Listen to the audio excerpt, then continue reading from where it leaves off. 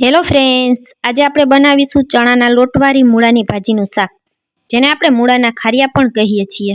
આ શાક ફક્ત 5 થી 7 મિનિટમાં બનીને તૈયાર થઈ જશે અને સૌને ખૂબ જ ભાવશે. અને ફ્રેન્ડ્સ, જો મારી રેસિપીઓ તમને જોવી ગમતી હોય અને હજી સુધી ચેનલને સબસ્ક્રાઇબ ન કરી હોય તો પ્લીઝ સબસ્ક્રાઇબ કરી લેજો, જેથી કરી અને મારા રોજ નવા વિડીયોનું નોટિફિકેશન તમને સૌથી પહેલાં મળી રહેશે. મૂળાના ખારિયા બનાવવા માટે સૌ પહેલાં આપણે મૂળા લઈ લેશું અને મૂળાને આ રીતે પાનથી અલગ કરી લેવાના છે.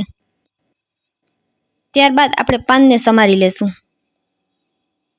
એક એક કરી અને પાન આપણે બધા ચેક કરી લેવાના. જો કોઈ પાન ખરાબ હોય તો તેને આપણે અલગ કરી નાખશું અને આ રીતે એકદમ ઝીણા સમારી લેશું. મૂળાની ભાજી સમારવામાં જે આ પાનમાં ડાળખીનો જે જાડો ભાગ હોય તેને આપણે એડ કરવાનો નથી. આ દાંડલીના ભાગને આપણે અલગ કરી દેશું અને ત્યારબાદ કુમળા પાનને બધાને સુધારી લેશું. આ રીતે બધા પાન એકદમ સરસ ઝીણા સમારી લીધા છે. હવે તેમાં પાણી ઉમેરી અને પાનને ધોઈ લેશું. અહીં જો તમારા પાનમાં કાંટાનો ભાગ હોય તો તમારે તેમાં મીઠું નાખી અને 5 મિનિટ સુધી પલળવા દેવાનું. હવે ભાજીને આપણે 5 મિનિટ સુધી પલળવા દેશું અને ત્યારબાદ મૂળાને સમારી લેશું. તો સૌ પહેલાં મૂળાને આગળ અને પાછળનો ડીટીયાનો ભાગ કાઢી અને આપણે આ રીતે છાલ ઉતારી લેશું.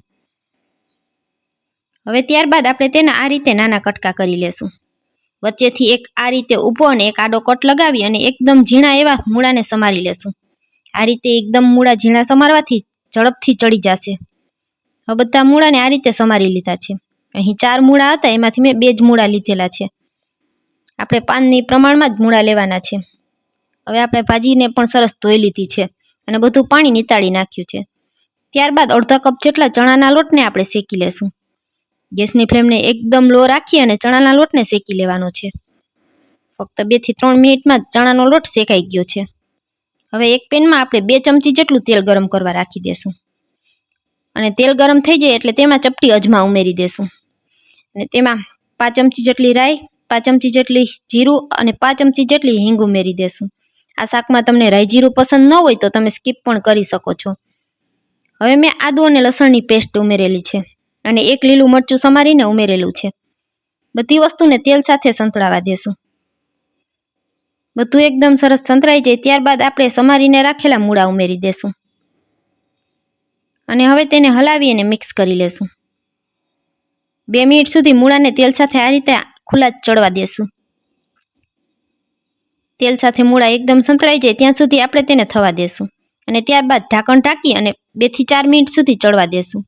હવે મેં 1 ચમચી જેટલી લસણવાળી ચટણી લઈ લીધી છે અને તેને આ રીતે પલાળી દેશું. ત્યારબાદ તેમાં ચપટી હળદર, ચપટી ધાણા જીરું અને સ્વાદ પ્રમાણે મીઠું ઉમેરી અને આ રીતે મસાલો તૈયાર કરી લેશું. બધા મસાલાને આ રીતે પાણી સાથે પલાળી લેવાના છે, જેથી કરી અને વઘારમાં આપણા મસાલા બળશે નહીં. 3 થી 4 મિનિટ જેવો સમય થઈ ગયો છે. તો હવે આપણે મૂળા પણ જોઈ લેશું.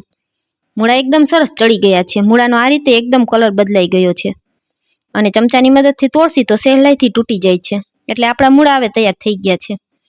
તો હવે આપણે પલાળીને રાખેલી ચટણી ઉમેરી દેશું અને ચટણીને આ રીતે મૂળા સાથે મિક્સ કરી લેશું અને ગેસની ફ્લેમને એકદમ લો રાખવાની છે, જેથી કરીને મસાલા આપણા બળે નહીં.